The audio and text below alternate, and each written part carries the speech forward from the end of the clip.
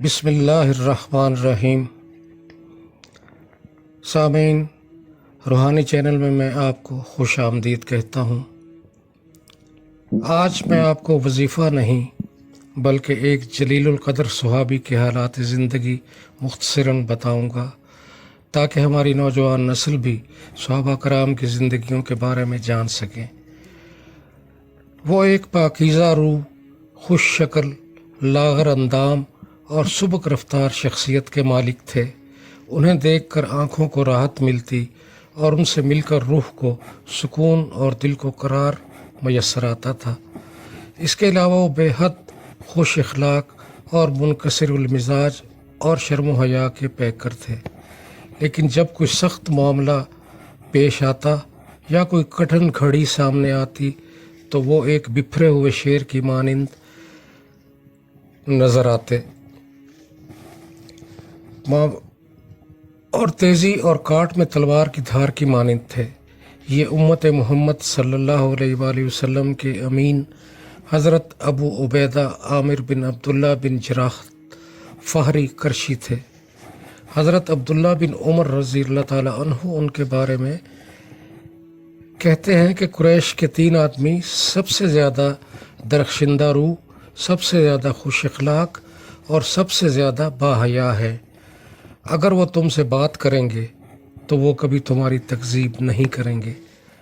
وہ ہیں حضرت ابو بکر صدیق، عثمان بن عفان اور ابو عبیدہ بن جراح رضوان اللہ علیہم اجمعین۔ حضرت ابو عبیدہ السابقون الاولون میں سے تھے۔ وہ حضرت ابو بکر رضی اللہ تعالی عنہ کے مسلمان ہونے کے دوسرے دن انہی کے دستے مبارک پر مشرف با اسلام ہوئے۔ حضرت ابو بکر رضی اللہ تعالی عنہ ان کو حضرت عبد الرحمن بن عوف کو، حضرت عثمان بن مظعون کو اور حضرت ارقم بن ابی ارقم کو لے کر نبی کریم صلی اللہ علیہ وآلہ وسلم کی خدمت میں حاضر ہوئے اور ان لوگوں نے آپ کے روبرو کلمہ حق کا اعلان کیا۔ یہ لوگ بنیاد کی وہ خشت اولین تھے جس پر اسلام کی عظیم الشان عمارت تعمیر کی گئی۔ اگرچہ حضرت ابو عبیدہ رضی اللہ تعالی عنہ نے مکہ میں رہتے ہوئے شروع سے آخر تک ان شدید اور بدترین آزمائشوں کو برداشت کرتے ہوئے زندگی گزاری جن میں مسلمانوں کو مبتلا کیا گیا تھا۔ انہوں نے ابتدائی مسلمانوں کے ساتھ مصائب و آلام کی جو سختیاں جھیلیں، روئے زمین پر کسی دین کے ماننے والوں نے نہ جھیلی ہوں گی۔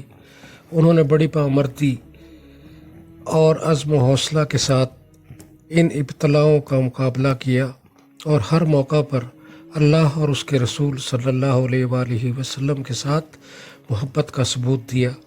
لیکن غزوہ بدر کے موقع پر وہ جس آزمائش میں مبتلا ہوئے اس کی سختیاں ہر خیال و تصور سے بالا تر تھی۔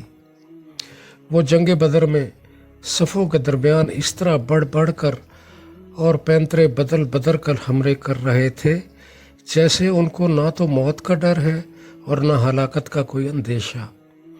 ان کے حملوں نے مشرکین پر ان کی ہیبت طاری کر دی تھی اور قریش کے بڑے بڑے سورما ان کا سامنا کرنے سے کترانے لگے۔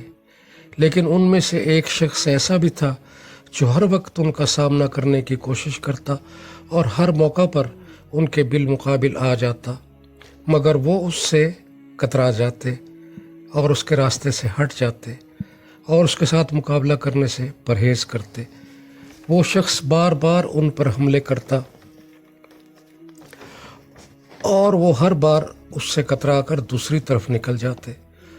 آخر کار اس نے ان کے لیے سارے راستے مسدود کر دیے اور ان کے سامنے آ کر کھڑا ہوا۔ حضرت ابو عبیدہ اور ان کے دشمنوں کے درمیان حائل ہو گیا۔ جب اس کی یہ حرکتیں حضرت ابو عبیدہ کی قوت برداشت سے باہر ہو گئیں تو انہوں نے اس کے سر پر ایک بھرپور ہاتھ مارا۔ اس کی کھوپڑی 2 ٹکڑے ہو گئی اور وہ بے جان ہو کر زمین پر گر پڑا۔ سامعین کرام، یہ اندازہ لگانے کی کوشش نہ کریں کہ یہ مرنے والا شخص کون ہوگا۔ میں پہلے ہی بتا چکا ہوں کہ غزوہ بدر کے موقع پر حضرت ابو عبیدہ کا امتحان ہر قسم کے خیال و گمان سے بلند تھا۔ آپ کا سر چکرا جائے گا جب یہ بات آپ کے علم میں آئے گی کہ ابو عبیدہ کے ہاتھوں سے مارے جانے والا شخص کوئی اور نہیں، ان کے والد عبداللہ بن جراح تھے۔ انہوں نے اپنے والد کو نہیں، ان کی شخصیت میں پائے جانے والے کفر کو قتل کیا۔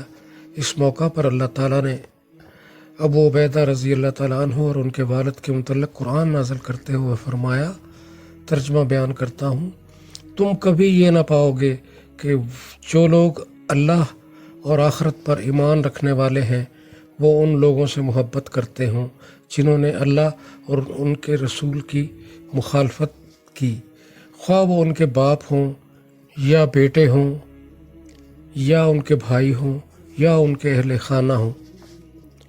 یہ وہ لوگ ہیں جن کے دلوں میں اللہ نے ایمان کو ثبت کر دیا اور اپنی طرف سے ایک روح عطا کر کے ان کو قوت بخشی، اور ان لوگوں کو ایسی جنتوں میں داخل کرے گا جن کے نیچے نہریں بہتی ہوں گی، ان میں وہ ہمیشہ رہیں گے۔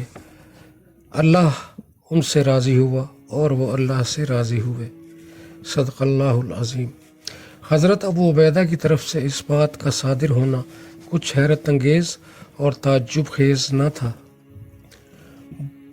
وہ اپنی قوت ایمانی، خیر خواہی اور امت محمدیہ صلی اللہ علیہ وآلہ وسلم کے لیے امانت داری کے اس مقام بلند پر فائز تھے کہ بہت سے لوگ رشک آمیز نظروں سے ان کی طرف دیکھتے تھے۔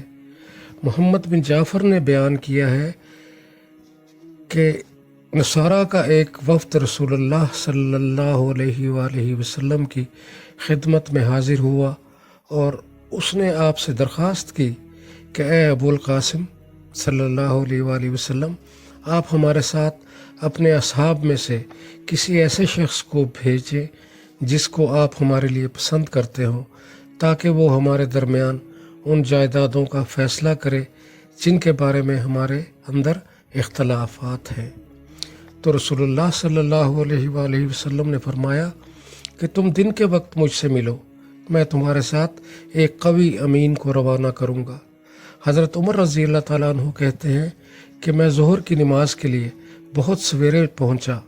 اس روز کی طرح میرے دل میں امارت کی کبھی خواہش پیدا نہیں ہوئی تھی، اور امارت کی یہ خواہش میرے دل میں صرف اس وجہ سے پیدا ہوئی کہ ممکن ہے کہ رسول اللہ صلی اللہ علیہ وآلہ وسلم کے بیان کردہ وصف کا میں ہی مستحق ٹھہروں۔ جب رسول اللہ صلی اللہ علیہ وآلہ وسلم نماز سے فارغ ہو کر اپنے دائیں بائیں نظر دوڑانے لگے تو میں اچک اچک کر خود کو نمایاں کرنے لگا تاکہ آپ کی نظر میرے اوپر پڑ سکے، لیکن آپ میری طرف متوجہ ہونے کی بجائے اپنی نگاہوں کو مجمع کے درمیان گردش دیتے رہے، یہاں تک کہ آپ کی متجسس نظریں ابو عبیدہ بن جراح پر جا کر ٹک گئیں۔ آپ صلی اللہ علیہ وآلہ وسلم نے ان کو اپنے پاس بلایا اور اہل وفد کی طرف اشارہ کرتے ہوئے فرمایا، ان کے ساتھ جاؤ اور ان کے درمیان پیدا شدہ نزاعی معاملے کا برحق اور مبنی بر انصاف فیصلہ کرو۔ یہ دیکھ کر میں نے اپنے دل میں کہا، اے عمر، ابو عبیدہ اس فضیلت کو لے اڑے۔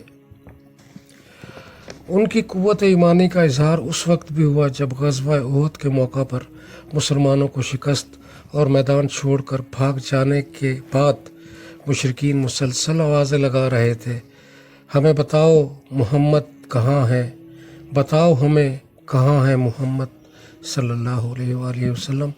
تو حضرت ابو عبیدہ ان 10 افراد میں سے ایک تھے جنہوں نے رسول اللہ صلی اللہ علیہ وآلہ وسلم کی حفاظت کے لیے ان کو چاروں طرف سے اپنے گھیرے میں لے رکھا تھا تاکہ آپ کی طرف بڑھنے والے نیزوں کو اپنے سینوں پر روک لے۔ آپ نہایت ہی بہادر اور جری سپہ سالار بھی تھے۔ آپ نے شام کے علاقے میں لشکر مجاہدین کی قیادت فرمائی اور پورے علاقے کو فتح کر لیا